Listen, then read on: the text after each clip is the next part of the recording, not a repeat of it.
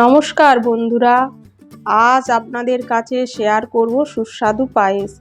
এটা আমরা জন্মদিন বা বাড়ির যে কোনো শুভ অনুষ্ঠানে বানিয়ে থাকি। এর জন্য উপকরণগুলি হলো কাজু বাদাম বাটা, গোবিন্দভোগ চাল, গুঁড়ো দুধ, লাল বাতাসা, মিশ্রি, এলাচ গুঁড়ো, 1 লিটার গরুর দুধ। প্রথমে কড়াই বসিয়ে দিয়ে দেব 1 চামচ ঘি। ঘি দিয়ে হালকা আঁচে কাজু বাদামগুলোকে ভেজে নেব।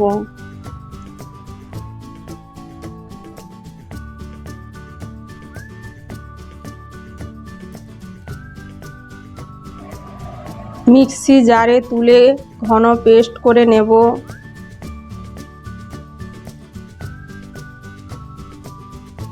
তারপর কড়াইতে দিয়ে দেব ধুয়ে রাখা গোবিন্দভোগ চাল, দিয়ে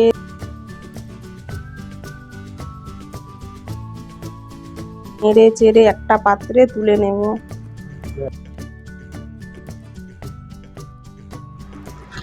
কড়াইয়ের মধ্যে দিয়ে দিচ্ছি দুধ, তারপর ছাঁকনি দিয়ে আস্তে আস্তে ছেঁকে নেব।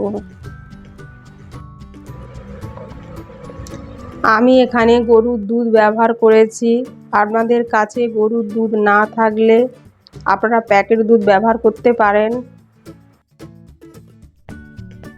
দুধটা উষ্ণ গরম হয়ে গেলে 1 চামচ দুধ দিয়ে গুঁড়ো দুধটাকে ভালো করে মিশিয়ে নেব।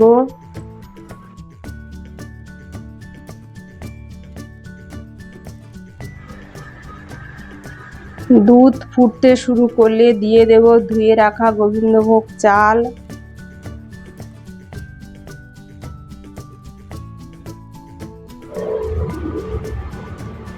দিয়ে দেব তেজপাতা,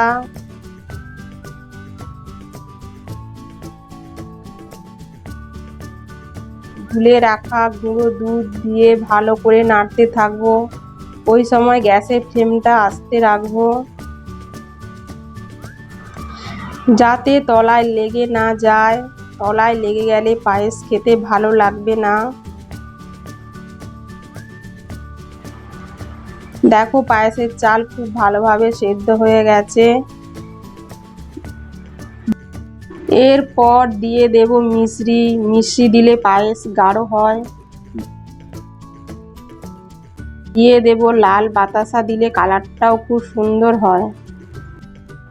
কাজু বাদাম বাটা দিয়ে ভালো করে মিশিয়ে নেব আরো একবার।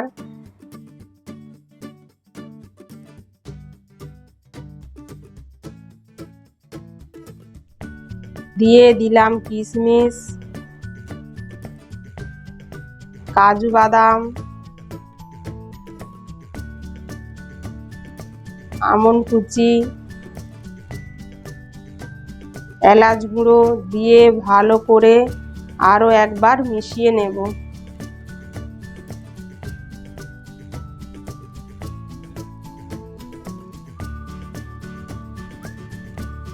তৈরি হয়ে গেল পায়েস। আজকের এই পায়েসের রেসিপি আপনাদের ভালো লেগে থাকে অবশ্যই লাইক দেবেন। এই রকম আরো ভিডিও পেতে সাবস্ক্রাইব করে রাখবেন।